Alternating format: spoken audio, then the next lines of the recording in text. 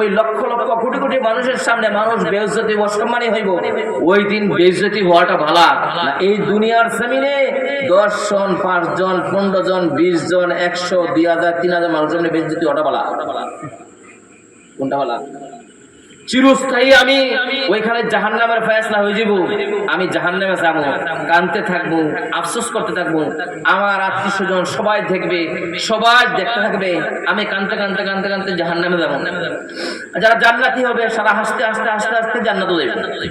আল্লাহ পাক রব্বুল আলামিন জান্নাতে যাওয়ার পরে জান্নাতীদের জন্য যে সমস্ত নিয়ামত রাখছেন, ওই সমস্ত নিয়ামত প্রত্যেকটা মানুষ ভোগ করতে থাকবে। মালা আইনুন রাআত ওয়ালা উযুনুন সামিআত ওয়ালা খাতারা আলা কলবি বাশার। আল্লাহ পাক রব্বুল আলামিন কোরআনে আল্লাহ রাসূল সাল্লাল্লাহু আলাইহি সাল্লাম বলেন, জান্নাতের মধ্যে এমন কিছু নিয়ামত রাখছে যেটা পৃথিবীর কোনো মানুষে কোনোদিন দেখছে না, কোনোদিন ভাবছেও না, কোনোদিন তার মনের মধ্যে আসছে না, আইছে না। এমন কিছু নিয়ামত আল্লাহ পাক রব্বুল আলামিন জান্নাতীরা সম্মানিত জান্নাতের মধ্যে ব্যবস্থা করে রাখছেন। আর আল্লাহ পাক রব্বুল আলামিন জান্নাতের মধ্যে জান্নাতীরা যা চাইবো আল্লাহর পক্ষ থেকে সব কিছু ব্যবস্থা হইয়া সাথে সাথে আইব, কোনো মেহনত করতে হবে না। কারণ এই দুনিয়ার জমিনে আল্লাহকে পাওয়ার জন্য বহুত কষ্ট মেহনত পরিশ্রম করে গেছে, যার কারণে জান্নাতে যাওয়ার পরে কোনো কষ্ট পরিশ্রম মেহনত নাই, যা চাইবো আল্লাহ পাক রব্বুল আলামিন সব ব্যবস্থা করে দিব। আর এই দুনিয়ার মধ্যে আনন্দ উল্লাস করার কারণে, ऐश আরাম করার কারণে, মনে যেভাবে চাইছে এইভাবে চলার কারণে আল্লাহ পাক রব্বুল আলামিন তার জন্য জাহান্নাম রাখছে।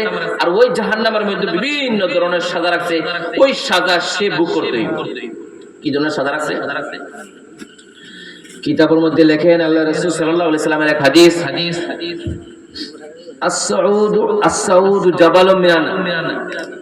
السعود جبل من النار يتصاعد فيه 70 خريفا ويهوي به كذلك فيه أبدا। আল্লাহ রাসূল সাল্লাল্লাহু আলাইহি সাল্লাম বলেন, জাহান্নামীদেরকে জাহান্নামের মধ্যে সাজা দেওয়ার জন্য বড় একটা পাহাড় রাখছে। তাদেরকে বলা হবে যে এই পাহাড়টার মধ্যে ওঠো, তখন তারা ওই জাহান্নামের পাহাড়টার মধ্যে উঠবে। 1 সেকেন্ডের জন্য তাদেরকে বলা হবে না যে একটু পরিশ্রম হয়েছে, একটু রেস্ট করো, আরাম করো, এরপর আবার উঠবা, এমন নাই। যখন শুরু করবে, তখন শুরু করার পরে সাথে সাথে সে কাজ শুরু করে দেবে, অর্থাৎ জাহান্নামের ওই পাহাড়টার মধ্যে উঠা আরম্ভ করবে। 70,000 বছর লাগবে ওই পাহাড়টার মধ্যে উঠতে। ওইখানে ওঠার পরে আবার তাদেরকে বলা হবে আবার নামো, তখন তারা সাথে সাথে ওইখান থেকে নামা শুরু করবে, আবার 70,000 বছর লাগবে।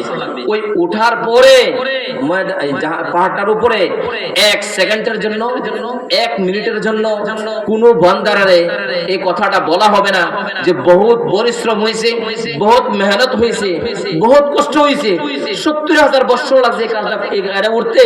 সুতরাং 1 সেকেন্ডের জন্য আরাম করো, রেস্ট করো, এরপরে তোমরা নামবা, এই সুযোগ দেওয়া হবে। আবার 70,000 বছর লাগবে ওই পাহাড় থেকে নামতে। তখন নামার পরে তাদেরকে আবার বলা হবে ওঠো। এইভাবে কিয়ামত পর্যন্ত আল্লাহ পাক রব্বুল আলামিন তাদেরকে ওই জাহান্নামের মধ্যে এই ধরনের সাজা দেওয়া হইব। কিতাবের মধ্যে লেখেন আল্লাহ রাসূল সাল্লাল্লাহু আলাইহি সাল্লাম বলেন, লাউ আন্না দালওয়ান মিন গাসাকিন ইউরাকু ফিদ দুনিয়া লা আনতানা আহলুদ দুনিয়া। জাহান্নামীদেরকে জাহান্নামের মধ্যে যে খাওয়া দেওয়া হবে, খানা দেওয়া হবে, সেটা হলো মানুষের শরীরে যখন পোড়া হয়, ফুংসি হয়, পুঁজ বাইর হয় না, ওই পুঁজগুলা তাদেরকে 1 গ্লাসের মধ্যে নিয়ে তাদেরকে দেওয়া হবে। তারা এটা পান করবে, পান করার পরে সাথে সাথে যেদিকে যাইব পায়খানার রাস্তা দিয়ে গইলে একবার টোটাল খালি হয়ে বেরিয়ে। এটা কেমন জানেন? খুব 17 মাসের গরমের মধ্যে ফ্রিজের পানিটা আপনি 1 গ্লাস ডাইরেক্ট ঠান্ডা পানিটা ভিতরে দিয়ে দেখেন, যেতটুক যায় যেদিক দিয়ে যায় পুরো ঠান্ডা হয়ে যায়, হয় না? ফ্রিজের পানিটা ঠিক তদ্রুপ। ওই পানিটা 1 গ্লাস যদি কোন মানুষে পান করে, পান করার পরে পায়খানার রাস্তা দিয়ে সবটা বচ্চা গইল্লা বাইরে। কিতাবের মধ্যে লেখেন, লাউ আন্না দালওয়ান মিন গাসাকিন ইউরাকু ফিদ দুনিয়া লা আনতানা আহলুদ দুনিয়া।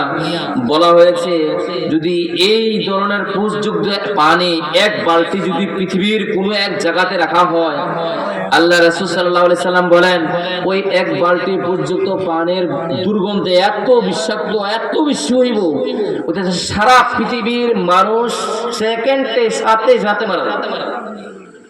এত দুর্গন্ধ হইব ওই পানিটারে। কিয়ামতের দিন আল্লাহ পাক রব্বুল আলামিন জাহান্নামীদেরকে যখন পানির পিপাসা হইব তাদেরকে পানিটা পান করার জন্য এই পানিটা দেওয়া হয়ে যাবে। আপনি একটু চিন্তা করতে আছেন যে এক বালতি পানি যদি কোনো একটা জায়গার মধ্যে রাখা হয়, পৃথিবীর একটা জায়গার মধ্যে, এই পানির দুর্গন্ধের কারণে সারা পৃথিবীর মানুষ সাথে সাথে মারা দেব, আর কোনো কথা নাই। আর কোনো কথা হয়েছেন না, বানাই না কথা। আল্লাহ রাসূল সাল্লাল্লাহু আলাইহি সাল্লামের হাদিস 100% শিওর, এর মধ্যে বিন্দু পরিমাণ কোনো সন্দেহ নাই। আর উদাহরণ হলো, যারা ইতিহাস পড়ছেন, পেপার পড়েন, আমরা জানেন আমেরিকা যখন জাপানে 2টা বোম ফালাইছিল, প্রথম বোমটা যখন ফালাইছে আমি দেখছি না, পেপারে পড়ছি 70,000 মানুষ সাথে সাথে মারা গেছে। দ্বিতীয় দিন যখন বোমটা ফালাইছে তখন 40,000 মানুষ সাথে সাথে মারা গেছে। ঠিক আছে, এখন পর্যন্ত ওই এলাকার মধ্যে যেখানে 2টা বোম ফালাইছিল, ওই এলাকার মধ্যে কোনো বাচ্চা জন্ম হইলে পঙ্গু হয়, অর্থাৎ একটা কান থাকে না, চোখ থাকে না, মুখ থাকে না, হাত থাকে না, একটা না একটা সমস্যা এখন পর্যন্ত হয় থাকে, যেটা আমি পেপারে পড়ছি, আমি তখন ছিলাম না। এই বোমটা বানাইছে কেডা? মানুষে বানাইছে, আমার আপনার মতন মানুষই বানাইছে, বানাইছে না? যদি একটা মানুষে এই ধরনের বিষাক্ত বোম বানাইতে পারে, যে বোমটা বানানোর পরে সাথে সাথে 70,000 মানুষ মারা যায়, দ্বিতীয় বোমটা ফালানোর পরে সাথে সাথে 40,000 মানুষ মারা যায়, আর এখন পর্যন্ত ওই জায়গাতে কোনো বাচ্চা জন্ম হলে পঙ্গু হয়, এত বিষাক্ত জিনিসটা আমার আপনার মতন মানুষই তো বানাইছে নাকি? তাহলে ওই বিষাক্ত জিনিসটা যদি মানুষে বানাইতে পারে, আল্লাহ পাক রব্বুল আলামিন ওই মানুষটারে বানাইছে নাকি? ওই মানুষটাকে বানাইছে আল্লাহ, বানাইছে। তো আল্লাহ কি এর চেয়ে বড় বিষাক্ত জিনিস বানাইতে পারতো না? বিশ্বাস যদি না করেন তাহলে কিছু করার নাই। যেহেতু চোখের সামনে দেখতে আছি, সবকিছু করতে আছে। আমরা বিভিন্ন মসজিদে দেখবেন ঘড়ি আছে, কম্পিউটারে ঘড়ি, টেম্পারেচার লেখা থাকে এটার মধ্যে, যে আজকে গরমের তাপমাত্রা কত, ঠান্ডার তাপমাত্রা কত, এটা করতে পারে। আমি মোবাইলটাতে ফোন করলে শিলং থেকে তারা করতে পারে, আমি কতটা কল আছে, কতটা ডায়াল করা আছে, কতটা মিস কল আছে, আমি আপনার সাথে কথা বলছি, কোনো তারা যোগাযোগ নাই, ওই খারাপ থেকে টাইমটা বইবে কই কেমনে করতে পারে? আমি কি কথা বলছি আপনার সাথে? এটা তো মানুষই বানাইছে। মানুষের কথাটা রেকর্ড করতে পারে, মানুষ ওই সমস্ত বিষাক্ত জিনিস বানাইতে পারে। তো আল্লাহ পাক রব্বুল আলামিন তো ওই মানুষরে বানাইছে। তো আল্লাহ কি ওই মানুষরে ধ্বংস করার লাগা, সাজা দেওয়ার লাগা কিয়ামতের দিন এর চেয়ে বড় বিষাক্ত জিনিস বানাইতে পারতো না? 100% পারবে। এটা বিশ্বাস করতে হবে। যেহেতু আল্লাহ রাসূল সাল্লাল্লাহু আলাইহি সাল্লাম বলেন, লাউ আদনা দালওয়ান মিন গাসাকিন ইউরাকু ফিদ দুনিয়া লা আনতানা আহলুদ দুনিয়া।